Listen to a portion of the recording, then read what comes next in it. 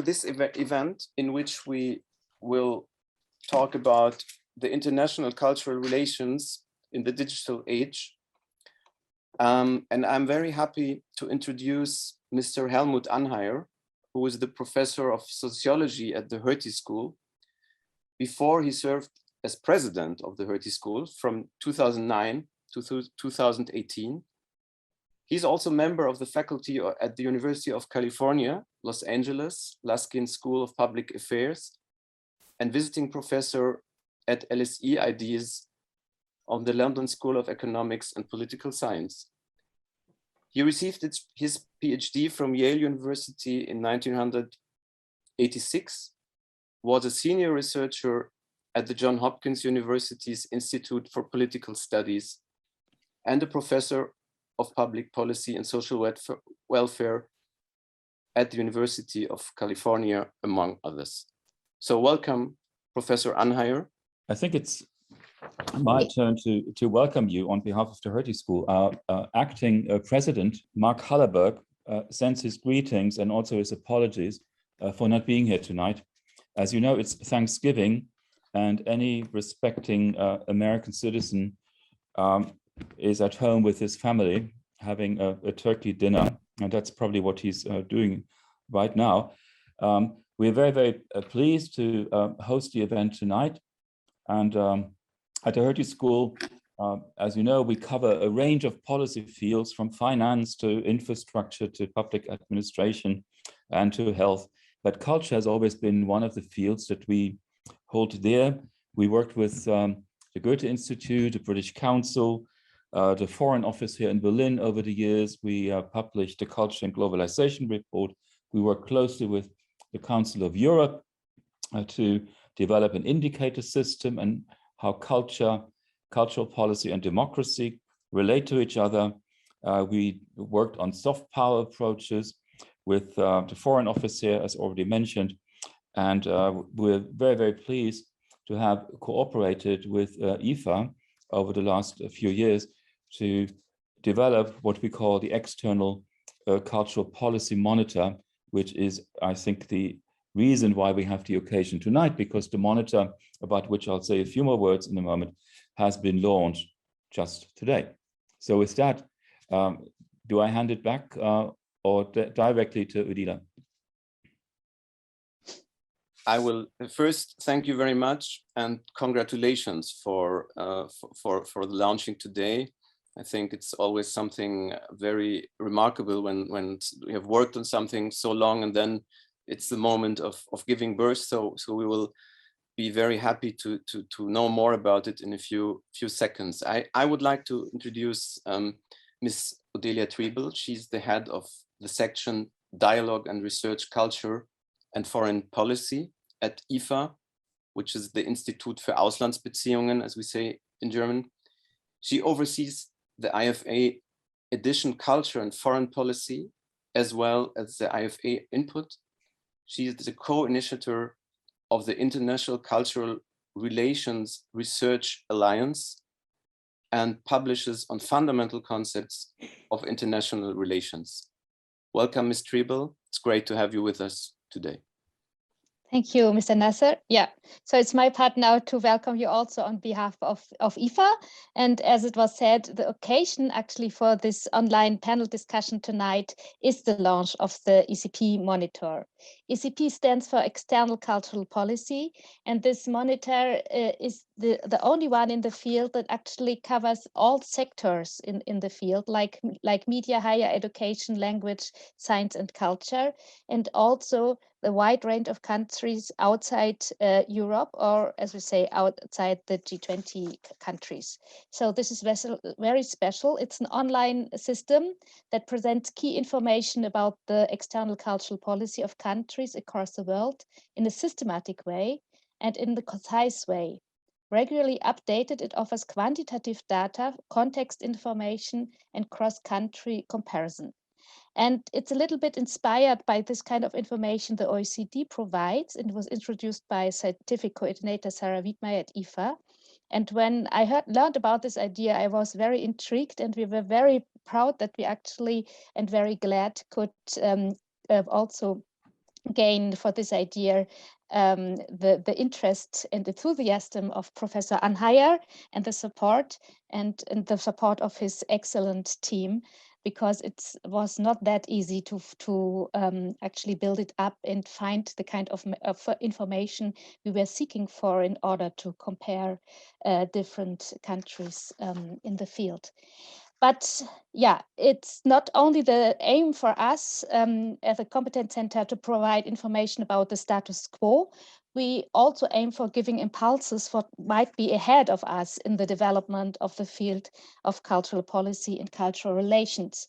So when we are asking for the impact of digitalization, we're asking ourselves if it might be all these developments change the entire socio-political field, maybe, that we have come to know so far during the last 2 decades.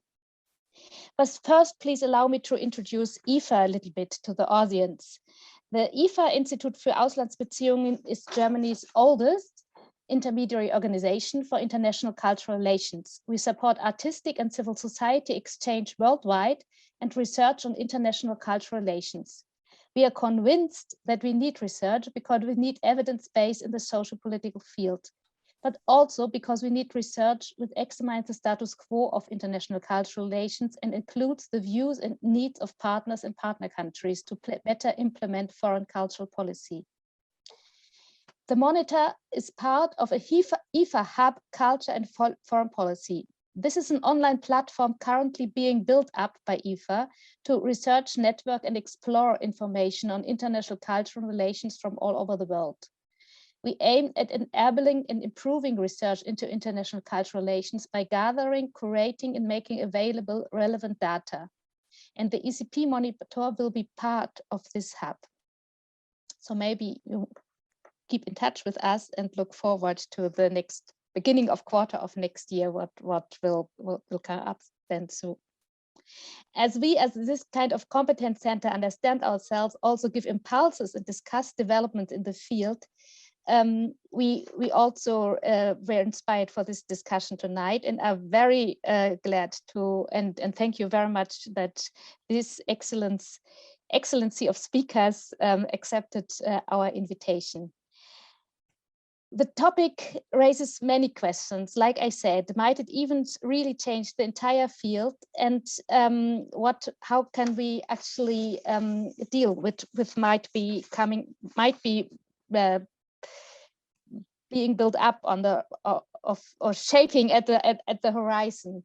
So we are asking what are some of the main challenges of digitalization for institutions and practitioners of external cultural relations? What are successful strategies? How to cope with these challenges and how to harness the opportunities, but also be very careful at who is using what for what. Given the speed of these developments, how can we better anticipate and not only react as we very often do. Before handing over to the host of today's discussion, Samir Nasr, again, I really like to thank the panelists who accepted the invitations. I thank you very much the audience for your interest, and also again our excellencies of cooperation partners at the Hertie School. Thank you very much. Thank you very much, Ms. Triebel. And I would like immediately now to hand over to Mr. Anheier. And actually, this is also my opportunity to introduce Mr. Edward Knudsen, who is a research associate at the Hertie School. His focus lays on transatlantic politics and economics. He also gained work experience researching economic history at the University of California, Berkeley, and Humboldt University in Berlin. So welcome the both of you, and we are very, very much eager now to hear your presentation about the index. So. Yeah, okay, thank you so much. And now I'm legitimately entitled to share my screen. Yeah. And here we are. This presentation comes in 2 parts. We will, of course, focus on digitalization and external cultural policy as input to the panel discussion. But before that, we wanted to introduce the external cultural policy monitor. As I'm sure all of you know, external cultural policy has grown in relevance over the last decades. And while we have more actors and in some cases also more funding and more activity going on, we do have a problem when it comes to information and data, particular data that is comparable, that gives us in a very succinct and systematic way the lay of the land, what different countries do in cultural policy as part of their external affairs. And the monitor was developed, as we just heard, as a cooperative project to fill in the major gaps that exist across countries, but also across fields. And these are the 5 or 6 main fields in which external cultural policy takes place: language policies, education, science and research, culture and art in a more narrow sense, and of course, media. Digitalization goes all across of these fields, and that's why it has become such an important topic. So the objective of the External Cultural Policy Monitor is to offer on an online basis information and data, but also interpretation to a diverse audience of practitioners, policymakers, professionals, experts, and of course, students of international relations and cultural policy. The monitor covers now over 30 countries, and we're aiming for more. We cover 7 fields. I already mentioned them. And we have a comparative data set in the making for, at the moment, 25 plus countries. So when you go on the website for the monitor, which is largely organized by country, you will see that there are 5 elements that come with each country that you see. It is, first of all, a report that on typically 12 to 15 pages gives you an interpretive overview of the external cultural policy of a country. And then you'll also see a fact sheet that gives you the main indicators that you need, and then a summary of each country. It is a summary of the country report. So that is for users who don't have the time to read 15 odd pages of prose and charts and figures, but just want to have the gist of it. And then as a service item, there is a full reference section with the web links that might be useful for those who like to follow up on one aspect or another. And I already mentioned that we have now 6 or 7 comparative reports that cover language policies, science policies, media, and the like. So that is the ECP monitor. And here you have an overview of the countries that we cover so far, and we hope to add more countries in the future. Right? And that brings me then to one of those topics that cut across the various parts or elements of cultural policy, external cultural policy, I should say, and that is the digital realm. Now, what do we mean by that? It is for external cultural policy, any of the ways and means of digital technology that states and state-aligned institutions use to enhance, supplement, or otherwise replace existing strategies as well as activities. So it is the digital that comes on top or sometimes in addition to the analog ECP efforts, as it were. So what has been happening in ECP and the digital? First, we find that a number of actors and the voices involved have increased because we have lower barriers of entry into the field. Right? It is also less centralized in many cases. We have state actors that have become more, non-state actors that have become more important, and the relationship between the national state and the various other actors that utilize digital ECP elements is more diffuse.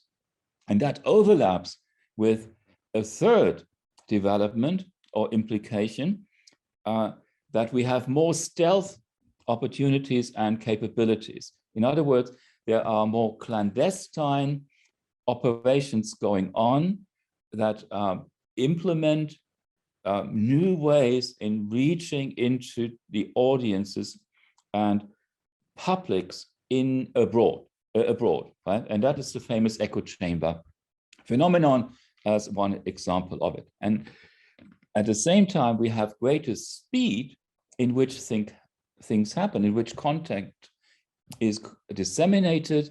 There is more agility in changing strategy. That's because transaction costs and costs of reorganizations have significantly dropped.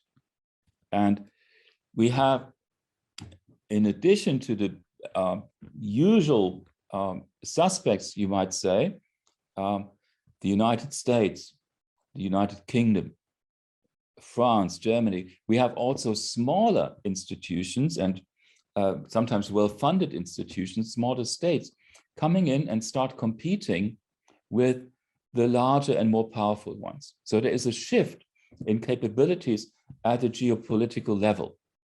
And then we have an increase in the audience size that is being reached, let's say, through Twitter and other social media. And that coincides also with a segmentation of the audience. So there's a targeting going on that was not possible in the analog world, right? And to some extent, that puts the brick and mortar institution on the defensive, because the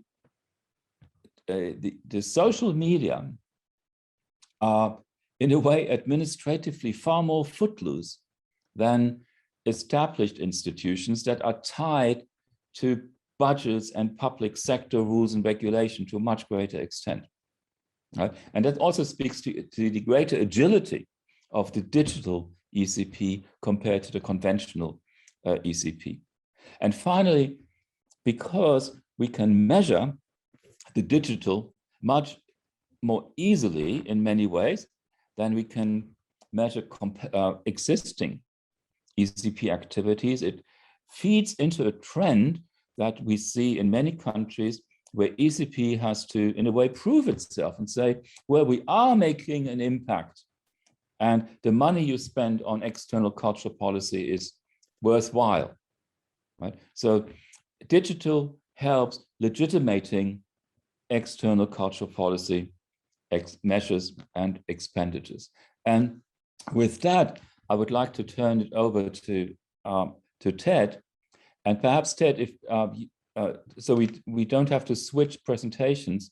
If you simply tell me when I have to go to the next slide, would that be fine? Yep, absolutely. Okay, here it is.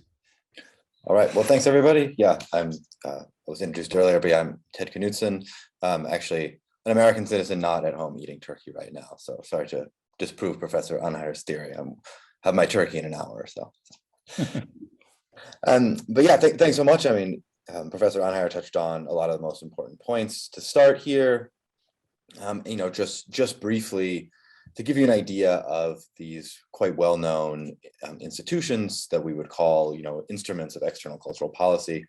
Pulled together here just some social media statistics from the most recent data, and you know, you see really for all the broadcasters, almost all of them are in the millions for both of these networks that we looked at, and you see within there like quite a big discrepancy, you know, factor of about 5x difference here between the BBC World and some of the smaller ones. And so, you know, these are selected specifically as like the flagship of each country. Obviously, there's going to be several different channels in different languages and a different focus, but for the sake of comparability, I took the largest English language one in each.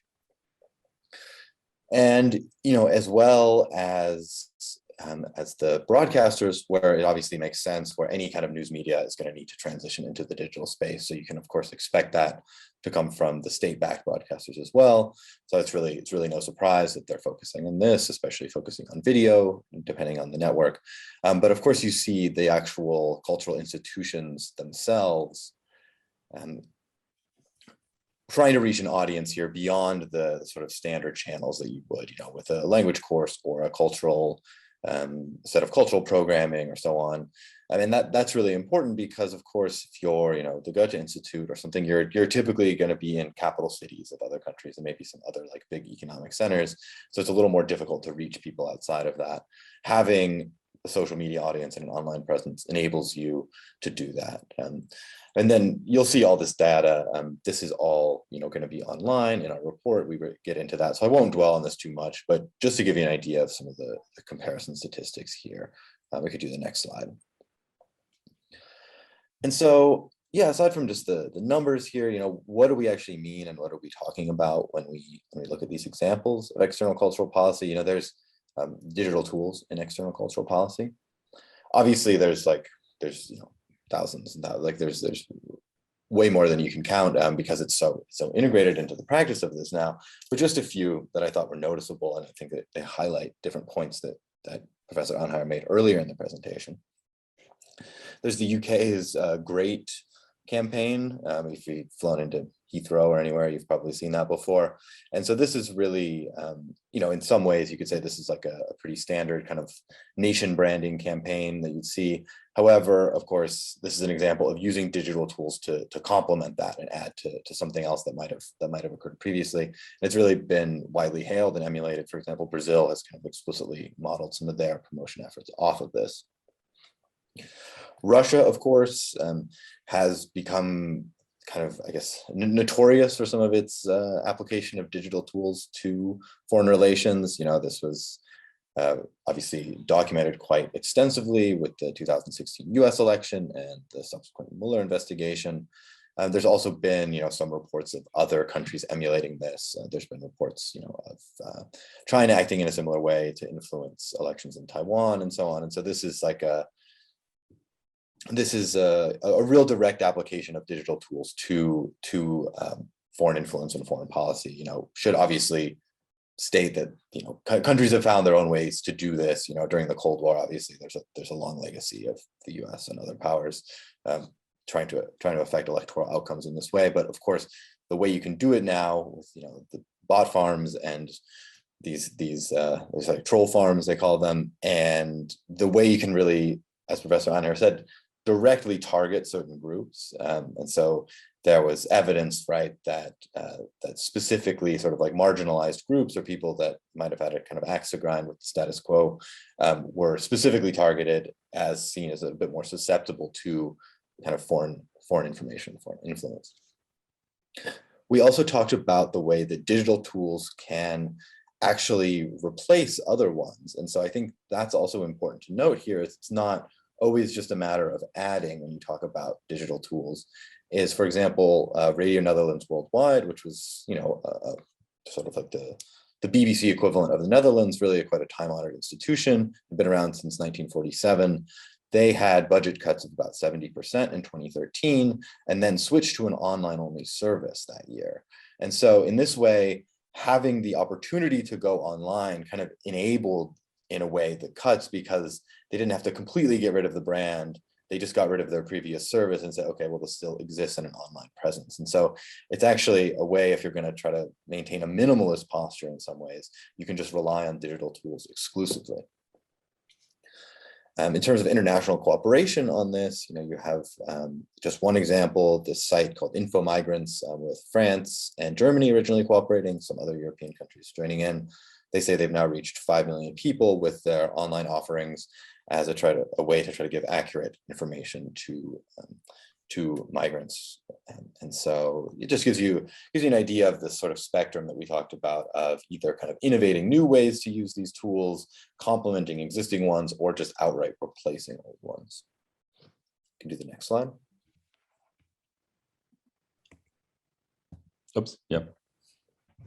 And I think hanging over all of this, really, we have to talk about, and I tried to illustrate these with the two photos on the opening slide, where the first one of Arab Spring and the second one, the Mueller report, sort of bookending the 2010s, right? And I think indicative of the changing perspective towards what digital tools could offer in the international space, where it started out in the decade fairly optimistic.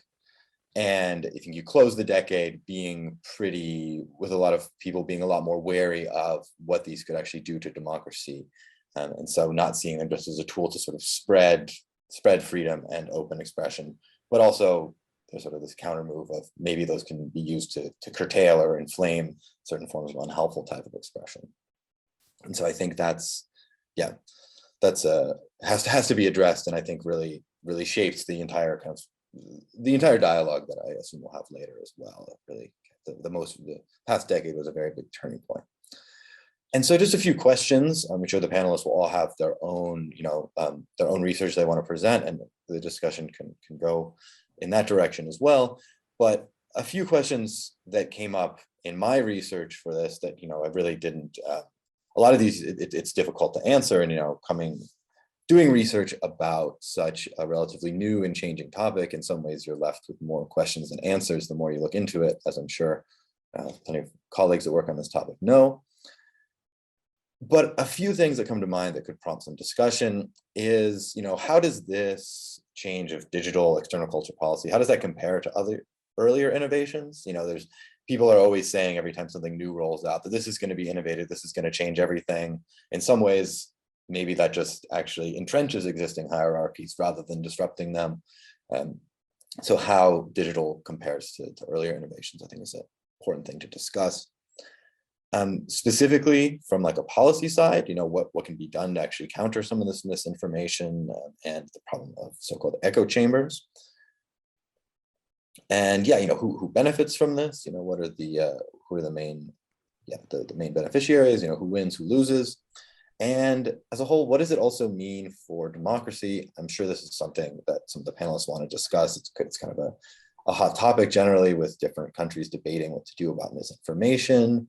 And tying to that other question about the 2010s and how our perception changed, can we say on balance if this is sort of, if internet tools and digital tools are a net benefit for democracies or autocracies on net? And as well as looking into the future, everyone talking a lot about the rise of artificial intelligence in general, but also in terms of foreign relations as well. Can we see, moving on from just the sort of social media world that we're in now with this sort of new, even newer technologies being implemented, do we see that changing anything, or again, just disrupting or reinforcing hierarchies, and how that might play out? Right, and that's all from me, but thanks a lot. Yeah, thank you so much. And we turn it back to our moderator and stop sharing. There you go.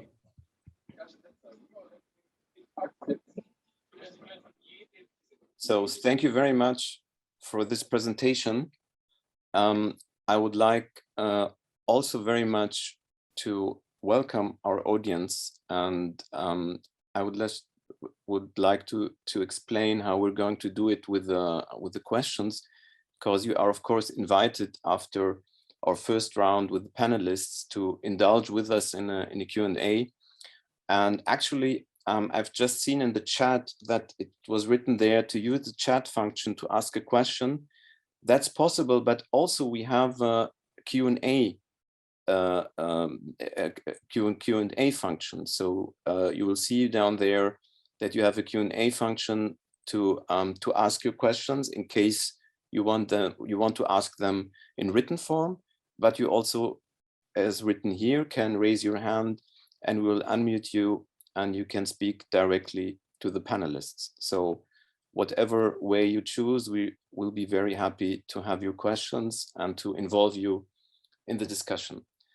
So now it's my pleasure to welcome our panelists. So I'll go by alphabetic order, and I'm very happy first to introduce Mr. Corneliu Bjola.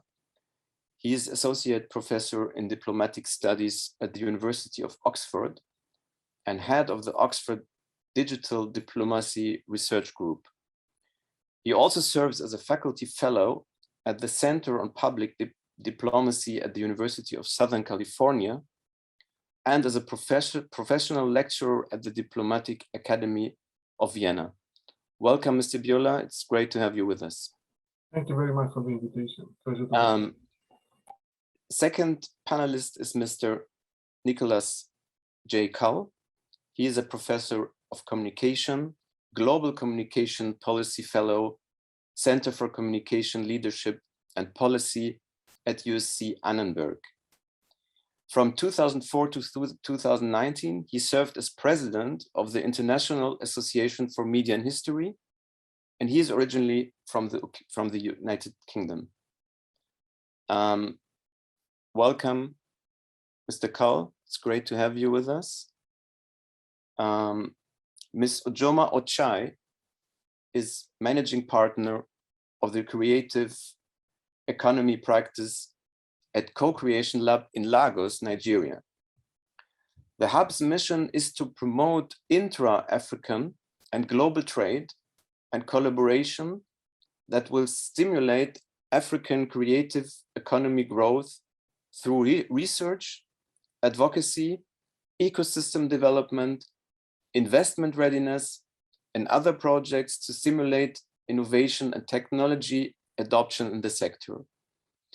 Ms. Ochai is also a member of the UNESCO expert panel on the 2005 Convention on Cultural Expressions and has worked with many institutions like the Swedish Arts Council, the World Bank, and others over the last 15 years. Welcome, Ms. Ochai. Great to have you with us and looking forward very much to hear about this very interesting experience, I believe. Last but not least, we have Mr. Manouchehr Shamsrizi. He is the co-founder of Humboldt University to Berlin Games Lab and the co-founder of the Yunus Center for Social Business and Values at Leuphana University Lüneburg.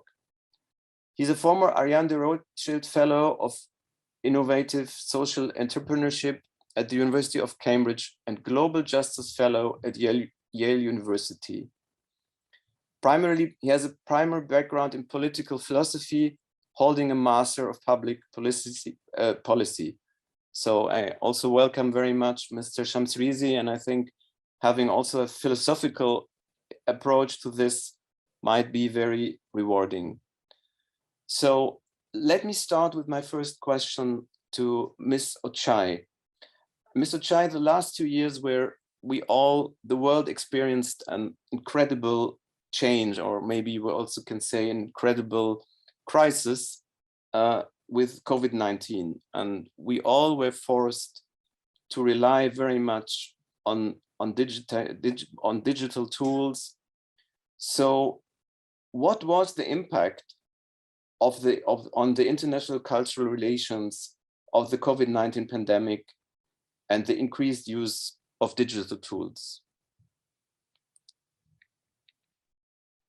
Thanks very much for that, Samir. It's very good to be here, and hello to everyone on the line. I think certainly sat in Lagos in Nigeria and thinking about this from an African perspective, the last couple of years certainly have seen a lot more people online for obvious reasons, for reasons of the pandemic. And when I reflect on what impact it has had on international cultural relations, I suppose I think of it, fundamentally, and going back to sort of what does international cultural relations try to do, right?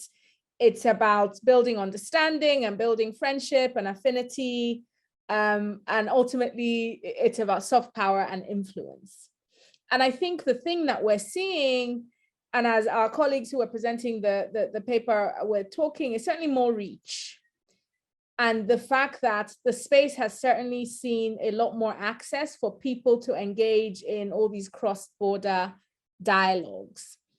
And we've seen that with that reach, increased reach, is certainly more engagement in matters of international cultural relations, where in the past and pre-COVID and maybe a few years before COVID, there were really strong interlocutors in this international cultural cooperation and in this international dialogues, it has felt a lot like that mediation and those structures of mediation are breaking down to the point where you're seeing trends where citizens and individuals are increasingly empowered as agents of international cultural relations. It's not by consensus, it's not by, they haven't been appointed to do it. I think just by virtue of being online, having an audience, we're seeing a lot more diversity in the sort of representation, particularly of young Africans, in matters of representation of them internationally. So I think that has certainly changed, and certainly with COVID. I think even before COVID, though, we were seeing a lot of power going into the hands of young Africans, for example. So I'll give you an example. The tragic Ethiopia Air plane crash that happened a few years ago. When it happened initially, there was the initial narrative of something that had gone wrong because Ethiopia Air, an African airline, had done something wrong. That was the initial narrative that broke out. But within hours, there was an immediate backlash on social media from young people amplifying what was initially a less obvious narrative about the airplane manufacturer, Boeing, and their role in that disaster, where I feel like were it not for the platform of digital and so many young African voices being on the internet and being able to counter that narrative about themselves and their, where they're from, that wouldn't have happened, certainly not as quickly. So I feel like what we were seeing pre-COVID and certainly with COVID in the digitization and that increased access is just more voice and more agency to the average person on the internet with a phone that's able to challenge narratives about themselves and representations of themselves. So I think that's certainly what we're seeing. I think the question remains, though, about how does that convert to influence? How does that convert to soft power? And I think the jury is still out on that, because I don't think we've been in this reality long enough to know whether that reach, that increased engagement will actually translate to what international cultural relations actually tries to address fundamentally. Yeah, thank you very much. I would like to give a question to each panelist, and then, of course, I also would welcome it very much if you would discuss amongst each other, of course. But I would like to follow with Mr. Bjola on what you just said, because you talked about an increase of numbers, an increase of views, but the question always is, does the greater reach lead to better outcomes? So that would be my question to Mr. Bjola to start with. Having this wider use and a lot more people being able to participate, does this lead to better results and to higher quality? Well, I'm more skeptical about the fact that the pandemic has facilitated an increase of positive cultural relations. And I think from what I've seen in the past year and published as well, researched, is that we've seen a lot of the dark side, actually. And we've seen, for instance, the problem of conspiracy storytelling becoming entrenched in the digital medium. And why is that important? Because then, the way in which you try to promote cultural relations, it's supposed first, it interferes in the space. It becomes more difficult for you to reach out to others and try to have, a more positive element. So at least in the first stage of the pandemic, we've seen this kind of cooperation breaking down. And the rise of conspiracy storytelling, which we're still trying to fight with. So that's one aspect, which I think is problematic. On the positive side, and this is another study that is due for publication soon, I think what we witness, it's a major trend. We're moving a little bit past the social media to a certain extent to something new. The pandemic broke the taboo of virtual engagement, and meaning, these kind of platforms. And we've seen, for instance, from the discussion that and the survey that we've done in the number of people working on platforms, that they prefer this kind of virtual engagements to continue. So there are certain conditions that allow virtual communication actually to expand. So you have this kind of two contradictory trends. One in which the dark side has polluted severely, the environment. On the other hand, we have a particular reaction in which cultural relations, especially, have continued to strengthen, but through the virtual medium. And I think this virtual aspect, it's likely to prosper from what we've seen after the pandemic is over. We are talking about probably a concept that it's worth paying attention: the rise of hybrid cultural relations, in which you have to combine not only the digital but also the physical. You have to develop policy of how this kind of integration continues. So these are my preliminary thoughts on how the pandemic affected cultural relations. These two contradictory trends, which we still coping, trying to find a solution to them.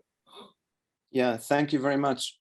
Mr. Cull, I would like to follow with something that Mr. Bjola just said, speaking about the dark side. And the dark side has been there before COVID, and we saw the dark side quite clearly with the Brexit, and we saw it quite clearly with the US elections in 2016. And I guess many other countries, maybe these are the most famous examples, but many other countries would reclaim, and that's also one problem, because a lot of dictatorships reclaim that things happened and maybe they didn't happen. And I would also like to come to this later concerning what Mr. Knudsen said, who wins at the end, because I think this is an extremely interesting topic. But now really the dark side has been there before. So why is it so difficult to control the dark side, and what chances do we have in external cultural policy to stand against this and to be a positive light against the darkness? Yes, well, first thing to say is that you're absolutely correct. But as a historian, I see propaganda and media disruption as being an element of international relations, not a moment in international relations. It's always been with us. And there's kind of a fantasy that people live in that propaganda was somehow invented by Russians in 2014. Yeah. And I find this ridiculous. But what I would say is that there's a special problem right now.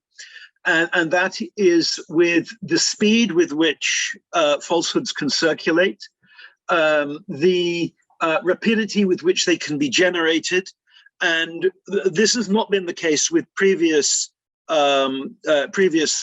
falsehood. In fact, I think with every new media, it goes back to you not only lose something from the past, but something's revived. And what we have now is the kind of ready invention that was possible in the old marketplace, where you can just make up a rumor, repeat it, and instead of just being around the marketplace in half an hour, it's around the world in half an hour. So I see this as a problem. But I think that we need to look back at previous moments of media disruption. What troubles me when I look at previous moments of media disruption is that they really caused tremendous problem in international relations. We don't know those problems by the name of the media that was out of joint, because the geographies and the personalities of the people involved are more important. So we don't say the war made by the popular press, but the First World War. We don't say that war made by radio and cinema newsreel being able to stir up populations. We call it the Second World War. And we don't talk about the disruption caused by television. It's easier to talk about the Cold War. That's the bad news.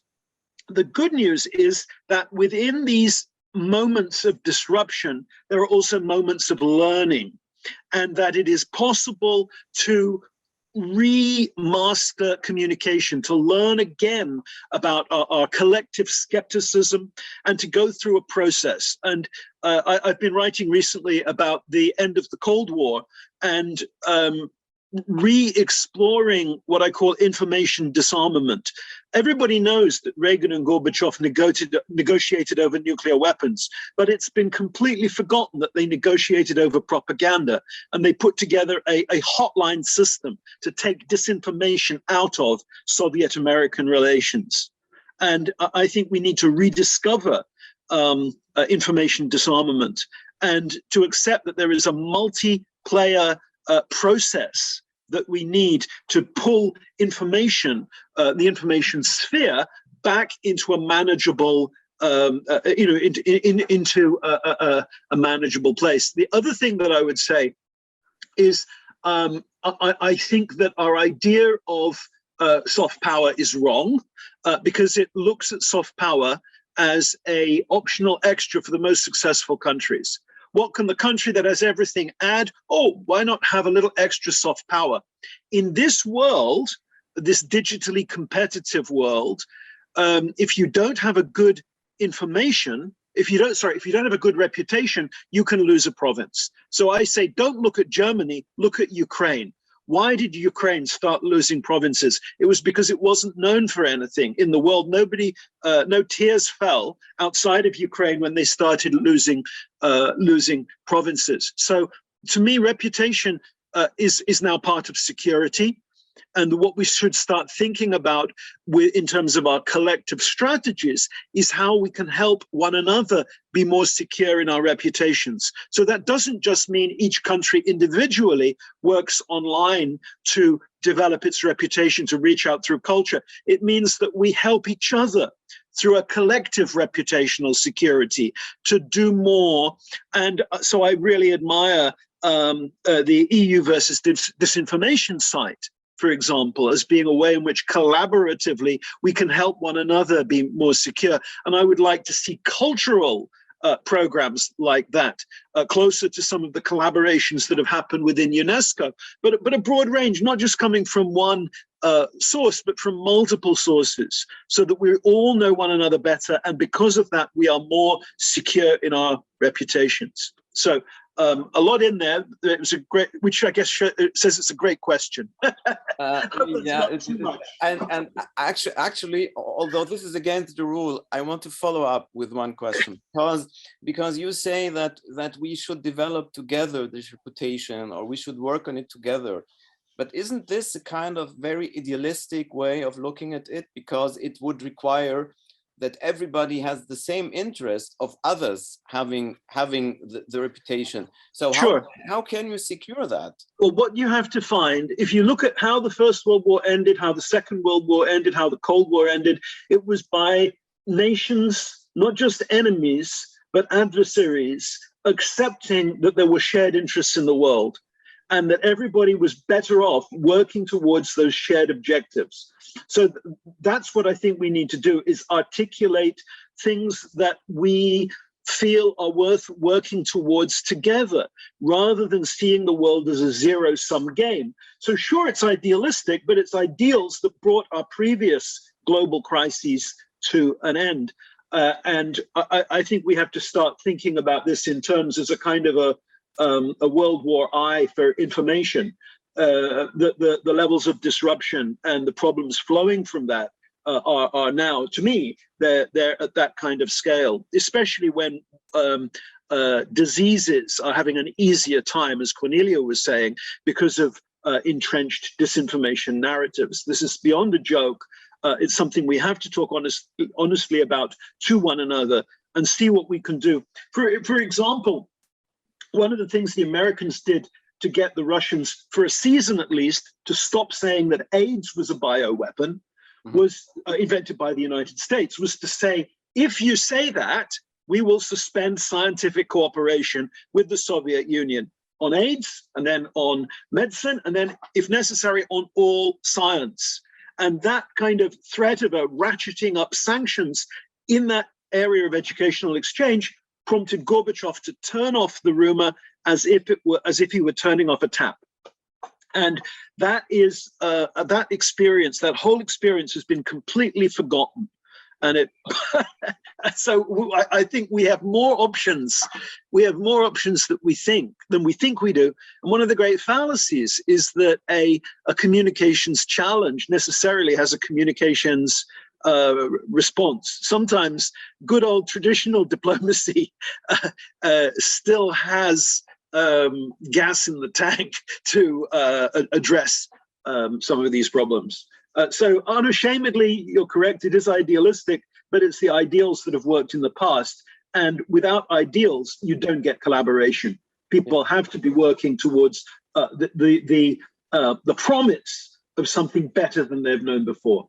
Yeah, thank you very much. I'm totally with you. And I would say that what you say and what is really required is a kind of awareness about history and and I think this is something that we really need to develop. And I would like to give the question now to Mr. Shamsrizi, who wrote in the chat like 5 minutes ago, yes, yes, yes. So it would be very interesting to know what you were referring to when you wrote yes, yes, yes. And I would really like to go deeper into the topic, because what Mr. Cull just said is like giving the example of Gorbachev and Reagan. If we apply this to today, it means that we really have to reach out to countries that we see as dictatorships, like China and Russia and even Iran and even maybe Belarus. And so Mr. Shamsrizi, how do you see the possible the ways of implementing this? And it also the that's a big question. Yeah. Maybe let me. Yeah. Let me start by explaining what I was so enthusiastically saying yes to, that I had to write it 3 times. That was Professor Cull's statement on we have to change our thinking of soft power. I could not agree more. We are the perfect learning journey ourselves. When I started to work as an advisor for the German Federal Council and as a fellow at the German Council on Foreign Relations on gaming and its role in international relations, we started by pointing out the potentials for public diplomacy, right? Sending out your narratives in the battle of narratives that we're in. It's a nice thing that you can do it. If you do not do it, then that's fine. The more you look into it, though, the more you realize that this is exactly not how soft power works, or at least it doesn't work like this anymore. And that is something that I was fascinated by the report. You have to know that it was in a pre-printed version, so to say sent out to the panelists, which we are very thankful for, I guess. That is really important, and I already made a post earlier, groundbreaking, I believe, empirical work done by Professor Anheier and Edward Knudsen. But we are still lacking the biggest point in all of this, because to formulate it a bit more provocative, who cares in 2021 about official external cultural policies? How many people do you really reach by that? We have, and that's something I want to bring in as an example. Who in the participants is aware of the great meme wars between CNN and the Trump campaign in 2016, or about memes on Reddit, on 4chan, and so on, as a vehicle for cultural narratives at all? I don't see that as a category in many of this research, and I don't see it in most of the political strategies looking at it. 3 billion people are playing video games in the broadest definition today. This is the single medium that has more people participating than theater, literature, Hollywood, the soccer championship, and whatever combined. It is full of political narratives. There has been a game published end of 2019 in which you, as the protagonist, It was played by dozens of millions of people in the US alone, in which you as a protagonist are fighting the federal government as an elite soldier, and you have to go fight yourself the way up to Capitol Hill, because the government, I'm not kidding you, is using a pandemic situation to take away citizen rights. China has been publishing and financing a game that's called Anti-Japan War Online in freaking 2008, with the aim of, and that's in the gaming, in the text in that games when you started, with educating the Chinese youth about how evil Japanese humans are and why it's pretty okay to fight them. Now, my fear in all of this is that in all of this conferences and settings we're coming together, we're quite optimistically discussing about what can the Goethe Institute do, right? How should public diplomacy look like? And then we leave and we have a huge self-selection problem, because we only reach out to the people that, I'm provocative here, would even come in a non-pandemic time if we would say the Goethe Institute is offering a nice wine tasting, right? How do we reach the dozens of millions of young people that are on Twitch, on Discord, in esport tournaments, getting their news via memes? We do not even monitor this kind of things. China's Tencent is strategically buying shares in gaming publishing studios all around the world. We've seen biparticipant initiative by the US Congress. Professor Cull can say something on this, and Professor Anheier as well, much better than I could ever say, how uncommon biparticipant initiatives have become. We've seen one in aggressively pointing out to Activision Blizzard, one of the world's leading gaming publishing companies in California, saying that you cannot shut down players in your esport tournaments that are shouting "Free Hong Kong" just because parts of your companies are owned by China. I'm staying provocative here. I would believe the majority of external cultural policies that we have to only reach out to people that somehow would be able to inform themselves anyway, and they are of no big help in fighting the amount of disinformation, fake news, deep fakes. By now we have produced enough video material in this call alone to come up with 100% realistic deep fakes. I could have the moderator make an anti-Semitic statement tomorrow, and it wouldn't be him, but nobody could identify that. We are not prepared in monitoring. We are not prepared in even understanding where this battle of narrative takes place. It's certainly not the nice Twitter conversation between Goethe Institute and other institutions like this. They are doing amazing work. You get what I mean, right? Yeah. That's my fears. Thank you very much. I have Mr. Bjola would like to reply. I would just to sum up by saying something more provocative somehow, because what you just said is that we are the cultural elite somehow, and we are forming an echo chamber of our own, where we speak about these things, and we lost touch to reality. And I just can say, me as being a traditional filmmaker somehow, we get all this also because we're told that the traditional cinema is dying, and films are just more and more becoming an elite thing, as you yourself stated, and we are just playing with an art form that's becoming more and more obsolete. So which is a beautiful thing, because we have all this transmedia, everything collaborating. Of course, I'm just saying, do not leave the biggest medium out there out of the conversation just because you're not used to it. Yeah. Thank you very much, Mr. Bjola. You wanted to reply. I just wanted to connect, the two conversations, between Nicholas and Mr. Shamsrizi, because I think Mr. Shamsrizi points out something very important, which I think it was mentioned at the beginning, that one defining feature of what we see nowadays of the digital age is the question of speed. Speed is tremendously important in our discussion here.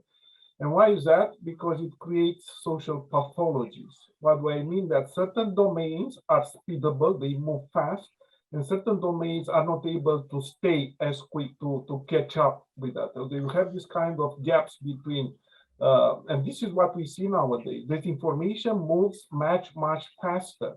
And we have domains that, that transform themselves quite quickly. I mean, the gaming sector, for instance, is one thing, but also being infiltrated by these new attitudes towards the information. And on the other hand, cultural relations doesn't seem to be able, in a sense, as a domain to keep up with. So we have a gap, and I think we have to think very carefully about how to bridge this speed problem, those speed gaps. Nick says that one solution is to build reputational shields. This is a tremendous, ambitious project, but I think it's something to look at the mechanics of that. What I see, on the other hand, that the speed gap that I'm talking about is moving in a different direction. And what's the direction that we see governments talking is this new concept of technological sovereignty, protecting the information space, which, if it takes into its ultimate logic, actually is going to break down the mission of cultural relations, of connecting with each other. So EU is talking about technological sovereignty, is concluding agreements, right? In the discussion, for instance, on Brexit 2 weeks ago, one of the sanctions that was mentioned by the EU is to cut the data flow to the UK in case they don't respect the protocol. So I think there is this new concept of technological sovereignty that seems to be more appealing, for some of the actors in terms of creating a safe space, right? A safe space for intercultural communication. That's one avenue in which this structural issue that I mentioned, the gap of certain sectors moving away, and this information is moving, is transforming, is mutating very fast, and those areas that are not able to catch up as quickly as many would like, with the speed of technological transformation. Yeah, thank you very much, Mr. Cull. Thank you. I wanted to jump in and both say that I'm very glad that Manouchehr is talking about the power of games, because I absolutely, this is not only changing how people, it changes how people see the world, and also provides narratives for understanding our passage through the world around us. An example here, the game Red or Dead had recently to change its rules because people were going and massacring Indians, Native Americans, just because they could. And this was disrupting the game, because at a later stage of the game, you need to ask the Native Americans for advice. So the problem was people had murdered all the Native Americans in their village, and so you couldn't go to the village and partner with it. So they had to make it impossible to bring handguns into the village. So this, there are problems baked into game design that we need to think about. But I wanted to say, and this builds on something Ojoma said, talking about the digital empowerment of people in Africa, pushing back in new ways, is that where I feel more optimistic is when I see how just making digital platforms available has changed the voices that we hear in society. And three groups that I've looked at and I'm sure can show are having more of a say are diasporic groups, are indigenous groups, where there are now indigenous peoples empowering one another. So partnerships between indigenous people in Australia and the Amazon, and working with Native Americans in US, Canada, Mexico, and LGBTI groups. and some people who are in all of those categories who have become voices on the international stage. And I think what's interesting about that is that they were all people who were neglected largely by legacy media and who had this sort of pent-up need to communicate, who have seized on these new outlets in exciting ways. So I see both good and bad in the digital mix. Yeah, thank you very much. I'm very happy that we're having this lively discussion. I would like to give the word to Mr. Shamsrizi, and then if Ms. Ochai has something to add, and then I would like to open the panel for the public. So please go ahead, Mr. Shamsrizi. I'm sorry, this is not. I hope this is not getting boring, but I once again want to agree with Professor Cull and build up on that.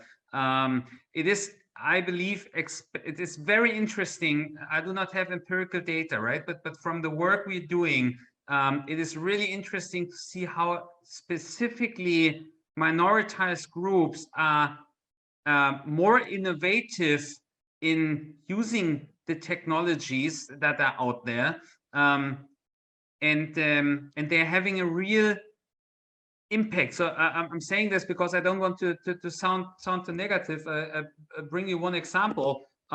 Fascinating project.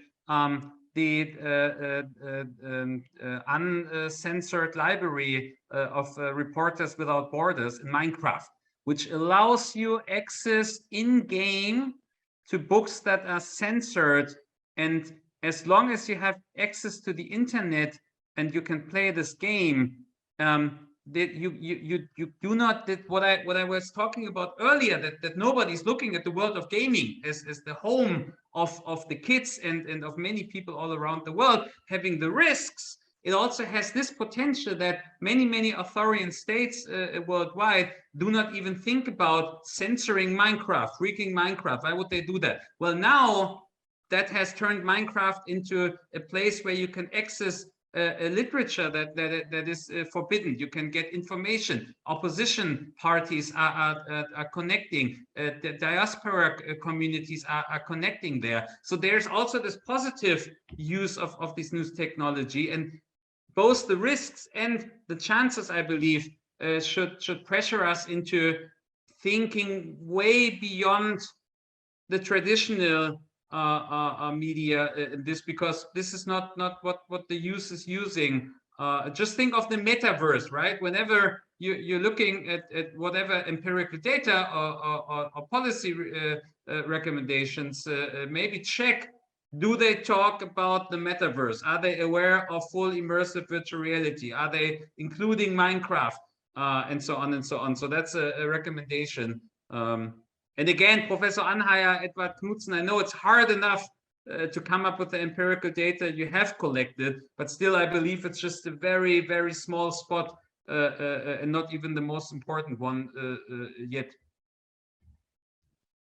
Yeah, thank you very much. Ms. Ochai. Yes, I was going to just make two quick points. I think what you were saying there, Manouchehr, about the role of institutions, traditional institutions like the Goethe, like the British Council, and the diminishing agency that they have.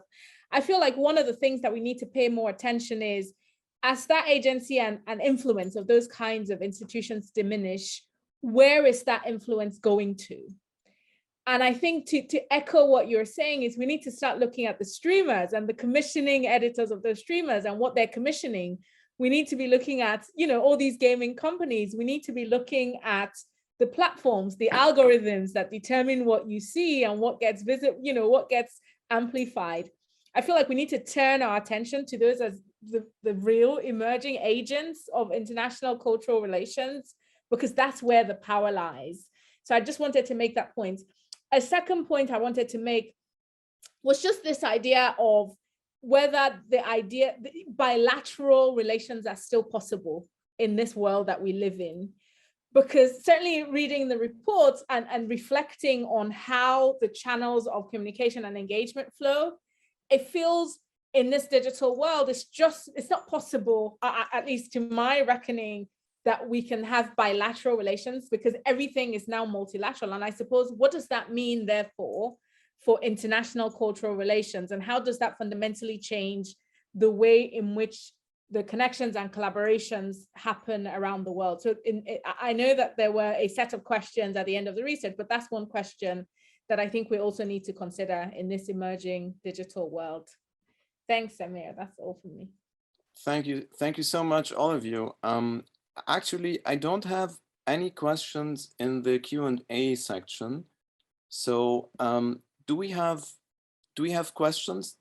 Hi, I'm Christine. I'm Director of Research Policy Insight at the British Council, and good to see you all. And my former colleague, Ojoma, it's great to hear from you. I mean, OJ, this is actually a question for you, kind of in light of a lot of what's being said. And I think your point about that shifting power of the traditional cultural relations organisations such as the British Council. Thinking then for your thoughts about how do those traditional organisations, if they want to flourish, if they want to stay in place, how do they strike up new relations? What are those new boundaries for cultural relations policy and practice, where those organisations can still play a role, if indeed you think they can? Oh gosh, hi Christine. Shall I jump in, Samir, and go for it? Good to see you, Christine. So I think one of the things that we, certainly on the continent, that we feel is a lot of the intermediation. If you took higher education, for example, 10 years ago, if you wanted to go to school in the UK and you were sat somewhere in Lagos or Nairobi or wherever, you needed the British Council to help you filter through the information of what opportunities there were, pros and cons, what cities, all of those things that you would consider when going to school. You can do it now, right? Just by going on Google or searching for it and determining based on what you find. I think the thing with that context, though, where there's so many sources of information, I feel a time will come when conversely, there'll be a need for curation, and traditional institutions like the British Council, previously traditional institutions, then have a curation role to almost, I don't want to say verify or endorse, but I think that's where the role becomes. So it's not about them being the agents of cultural relations themselves. It's about them putting a stamp of something, credibility or something, on some of the actual players and agents, which then gives the credibility that then shapes what that international relationship might look like. So to my mind, at least, that's a potential future role for more. That's like the old idea of a good office. And I think you can see that happening in international broadcasting, where we're now seeing people coming to understand that all news is not created equally, and that you don't judge news based on, is it exciting to read, but who's saying it? And so we know that the BBC has a special credibility, so it's valued as a news brand. And as people become more discerning in what they share, I think that there's a role right there for governments in validate. And this is why it's so important that standards are maintained in government news, and why it was so appalling that the Trump administration tried to politicize US external broadcasting in their final year. Big mistake. Thank you very much for your question, Ms. Wilson. And I would like to give the word to Mr. Asim Al-Dafrawi. Ahlan bik, you're welcome. Ahlan bik. So, quick introduction. I'm a political scientist who's working on the intersection of media and politics, and also social media. So I think the curating idea was quite important in the sense that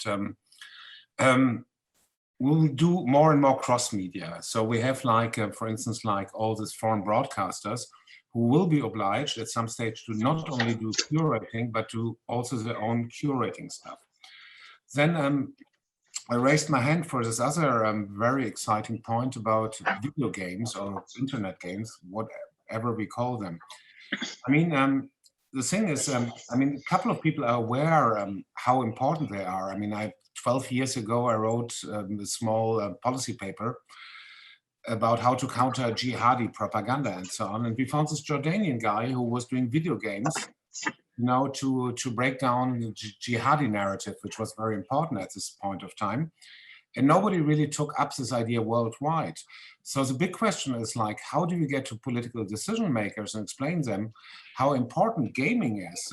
It's not only gaming, but concrete applications, you know, in terms of intercultural foreign policy. How do we make people aware that we need to finance not only learning games, but very simple learning applications and so on? So how do we get our message across? This is my big question. Thank you. Maybe I can jump on that. There are two things in this. So first of all, congratulations for being far ahead compared to not anymore. Not anymore. Not anymore. I think what has worked for us in the US has been doing a lot of things in public diplomacy in gaming. Germany is now doing quite a bit. What is helping, in my experience, is pure comparison of numbers. Once you have been able to introduce a political decision maker to the sheer amount of people that are playing video games every day, and then let her or him compare that to the budget and the amount of time his organization is spending in reaching far less people, that's one way to make it happen. A second argument that works quite well is be a bit shocking. I shared the BBC link earlier because I realized it works quite well. Building up yet again on what Professor Cull said, soft power is not a nice to have anymore, and maybe has never been. But in a way, in a world in which the British Ministry of Defense warns that the amount of organizations that are able to build up offensive cyber capacities, attacking critical infrastructures like production of medicine, by downloading a freaking video game like StarCraft 2 for 89 euros and thus getting access to highly developed narrow AI, which 10 years ago only states were able to develop, that leaves a mark. That is not soft power anymore we're talking about. That is defense policy suddenly. I have a final footnote to this. I'm not at all a fan of producing own games. I get it that the creative community is highly interested in this because, of course, it's the way of being creative with this medium. But again, this soft power, this serious game approach, which is a very continental European one. The US for many years is calling this games for impact and is thinking of this differently. The serious gaming approach usually does not lead to the impact we need. It does not lead to the chance we are looking for. You have been describing jihad as an example, to reach out to the people who are influenced by narratives and to win in the battle of narratives. These games are usually produced by a huge amount of taxpayers' money, and they reach, to be honest, maybe a few hundred, if you're lucky, a few thousand people. Out of that, 80% might be students of political science. Yeah, while they are playing Assassin's Creed out there, and Assassin's Creed has dozens of millions of people that the narratives are reaching to. So we need to be on Discord, we need to be on Twitch, we need to do the counter or the contextualization where the other narrative is. That won't work with these serious games. Is my mic still on? Because I would like to ask a final question. So, I mean, obviously government actors cannot develop great games, you know. So the question is like, how can we make the gaming industry, in the sense of, obviously we're talking about I give you an example. How can we make them more responsible?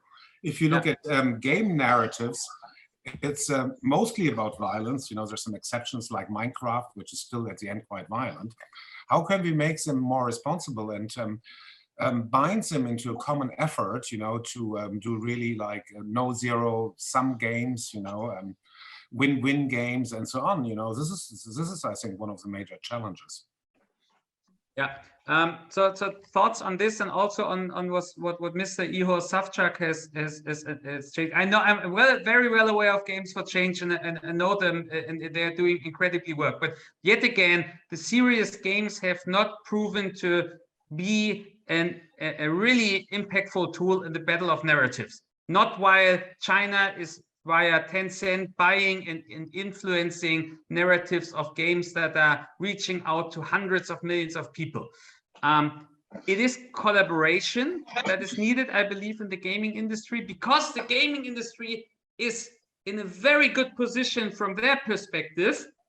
They tend to think of themselves as a cultural medium as long as that benefits them, right? They are at the same level like literature and theater. As soon as someone reach out to them and tell them, why are you portraying Bolivia the way you do? I shared that link earlier, that the government of Bolivia has sent an official note to the French government about the game that has been produced in France. Suddenly, these big international corporations are entertainment studios with no responsibility for political narratives whatsoever.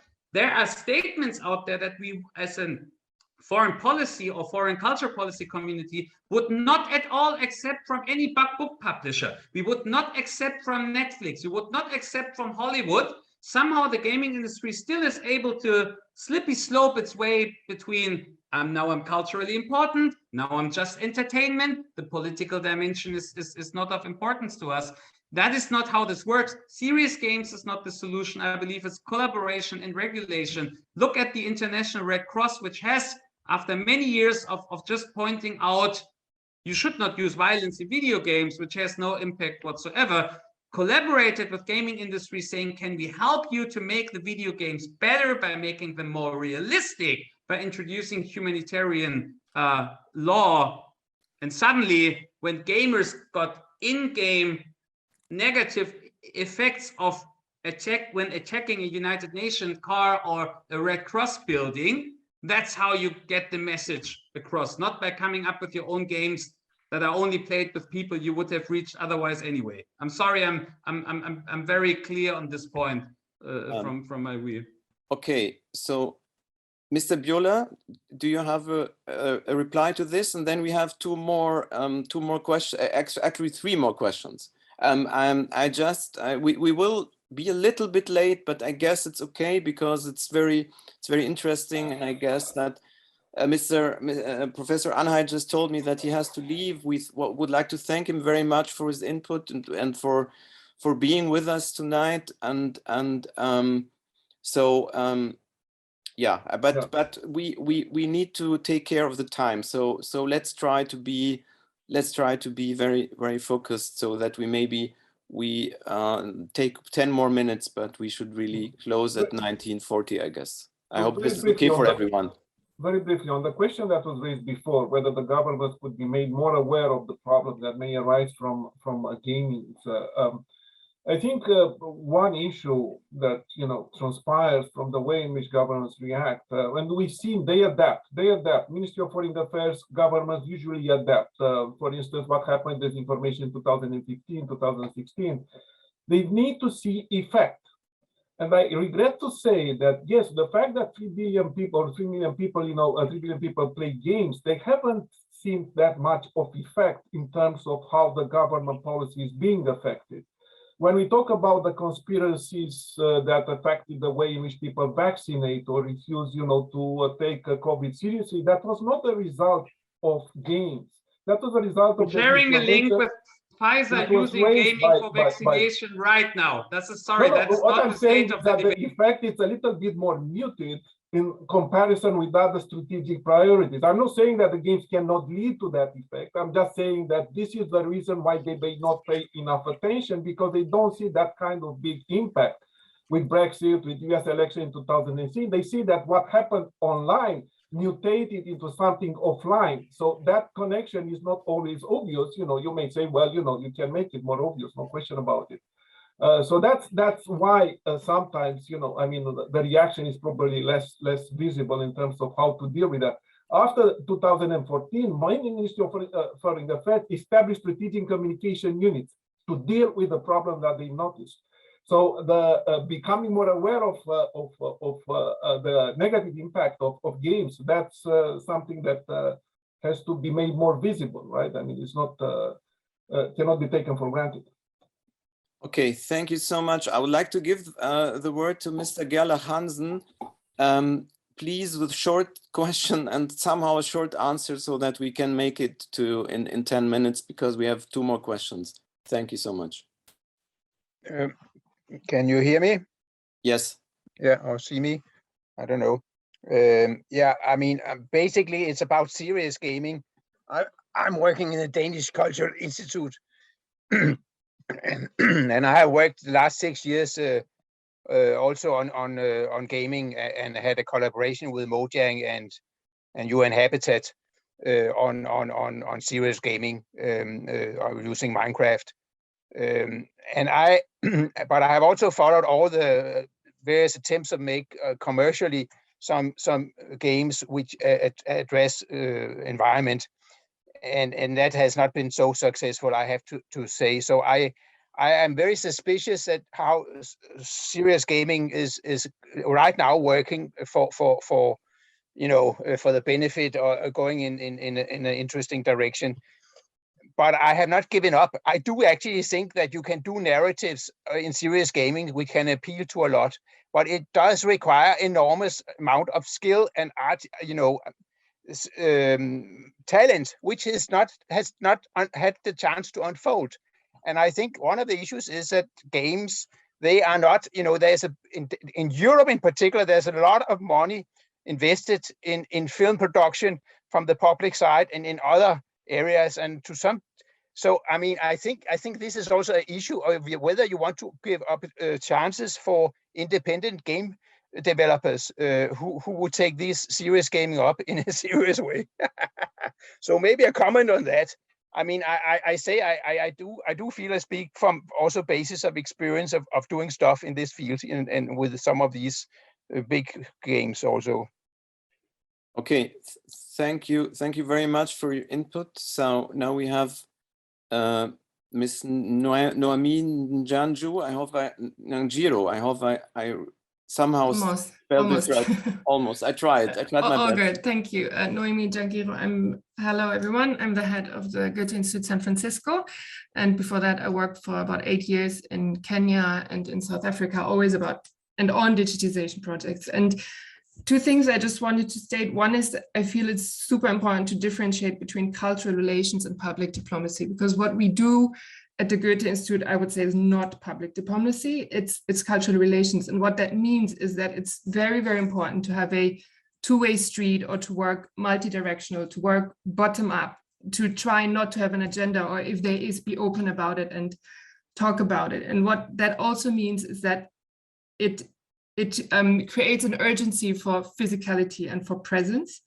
And I'm saying that working in San Francisco, working on all kinds of digital platforms, we're even starting a new project about this, the importance and the quality of relationship you get in a physical face-to-face in-person meeting is something else than what you get online and virtually up till now. Maybe in a few years it will be different, but that informs the kind of relationships we have internationally. And I would be afraid of letting go of that yet. And I would be interested to find out more about how is quality of relationship affected if we go more digitally. And we heard about the reach is increased.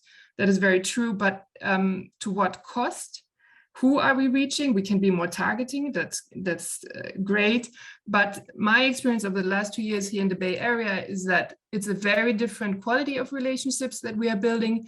And what we need is good relationships that hold for years and for decades, especially in this world where we can, and where we need to build bridges. So I would find it very important to hear more about the quality change that is maybe happening, or how we can restore this kind of connectedness and good quality to relationships, even if we work more virtually. Thank you. I don't think it's the one thing or the other, if I might jump on that. And I've never heard someone saying it's the one thing or the other. It's just like, think of it as broadening the tools you have, right? For example, the last 2 years, I know quite well from many Goethe institutes we work with as Humboldt University, and you know much better, many of them were not able to do the projects they usually would like to do. Is it really better not to be able to do anything or put that into the metaverse? That's the one thing. The other is, are we really inclusive when we only do physical events? Is it not a bit elitistic to say if a young group of people play an esport tournament, those are their friends, a transgender, someone who is physically disabled comes together at one team, and then there's us saying that has not the same value. The way you treat your friendship, the community you have built is not the same for us as if you would do that physically. I just warn for that. I hear you, but no one is saying that. No one is saying that we do either or. I'm just saying what we experience is that people approach us and say, and it's people, it's the engineers, it's the people from Facebook, from Google. When can you be physical again? When can we meet in person? I get that. There's an element that we cannot. I get ignore. that. And it's I just think, like we're really good in doing physical things. That's for me at least not what I'm concerned about. I'm concerned about someone is doing the online communities. If it's not the traditional actors that are involved, it's not their narratives, it's not their context, right? And I feel also bad, final thought, about being too moral.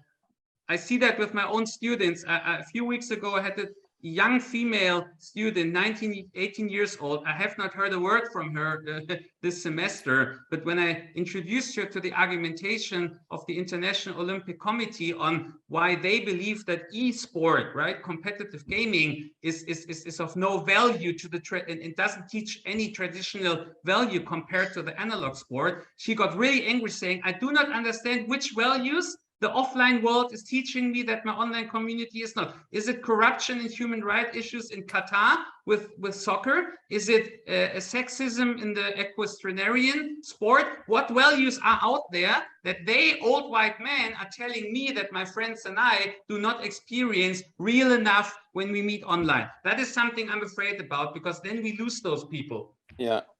Thank you very much, and I'm really sorry that I somehow have to cut it here. I would, Mr. Cull, I have one question that Mr. Ringo asked like 15 minutes ago, and I think it's the perfect question to end with a very short answer, because he says, how can traditional actors of external cultural relations improve their ability and speed to monitor and to react to these developments?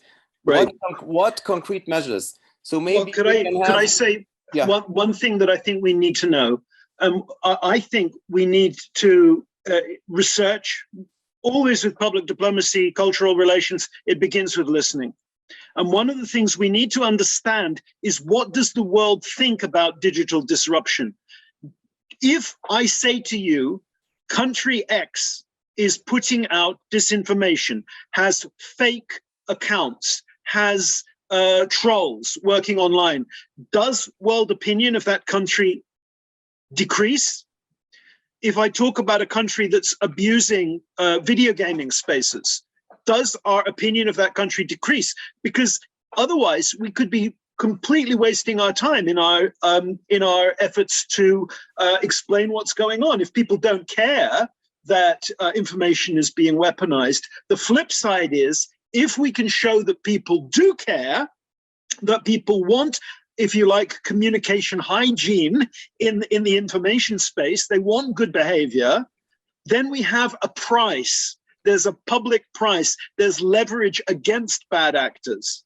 And people, and so the work to show that work that, for example, I know Corneliu has done this work, showing exactly, documenting bad behavior by states, putting out multiple narratives to confuse what the world thinks about a particular issue, then they have a price beyond the money they're paying to the troll. The fact they're paying a troll becomes part of their price, and it's worth our while talking about it. So to me, this is an essential part of what our research should be, to find out, do people care? Because my instinct is that they do care, but we don't run research projects and diplomatic initiatives based on instinct. We need to have data and clear indications of the expectations of international behavior in information space. Yeah. Okay, Mr. Bjola, a very short statement, and then. Yeah. Okay. Just to conclude here, I mean, the answer to answer the question that was raised about Goethe, how to improve this communication. I think the model of cultural relation has to be rethought. In what sense? Until now, there is this kind of objective that it's selected to be pursued, and then the digital is an add-on. How to get there? I think digital has to come first. Where are what are the digital mediums in the first that are trending, that are important, whether gaming or social media or the multiverse? What is the medium? Where are my audiences? And then with this kind of digital first approach, then you have to structure, your approach in terms of, the content and the objectives. That I think exactly the reverse direction has to be pursued nowadays. Digital comes first, and the objectives, have to follow and adapt to this particular context. Okay, thank you so much for this really engaged and so lively discussion. I think we have so many issues that we raised, and we could go on for much longer. So thank you very much for your participation. To our panelists, thank you very much for the Hertie School for having us, and I would now thank you for the audience also for their participation. I would like now give the word to Ms. Odila Triebel. Thank you for having us, and please have please close the thing. Thank you. Very short. Thank you very much too. To make it short, but I think it's always a proof of a very good discussion when we actually run out of time. So I think it was wonderful. And I just join in all the thanks to the panelists, the moderator, and the team of IFA behind this evening discussion, and the Hertie School, the audience. And I think to wrap up in more with only one thought and bridging from this discussion the digital outlook to the ECP monitor, I think what became very clear from Ojoma Ochai brought in, that we need to add new powers to the geography of international relations. And so maybe we should think about having other country reports adding to the ECP monitor for sure, but also maybe a report not about another country, but about tech companies and very powerful individuals who can be powerful because they don't need any interlocutors and mediators any longer. So thank you very much for this intriguing discussion. Please allow me again, if you would like to be informed about a new country report brought up, follow us on Twitter, IFA-Kult Extern. And if you have any questions or remarks on the monitor or new data, write to us at research@ifa.de. And it would be wonderful to meet sometime again and discuss again and try how we can build alliances of reputation for security reasons and peace. Thank you very much. Have a good evening.